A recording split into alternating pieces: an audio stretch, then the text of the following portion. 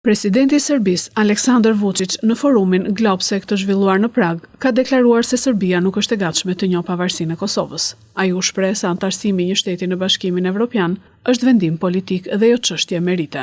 Njerëzit në Evropë flasin vazhdimisht për një qasje të bazuar në merit, me formulime të tilla, por kështu s'ka ndodhur asnjëherë, tha Vučić.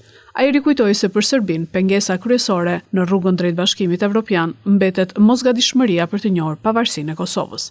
Presidenti serb tha se Serbia i përmbahet Kartës së Kombeve të Bashkuara dhe rezolutës 1244, e cila thot se Kosova është pjesë e Serbisë.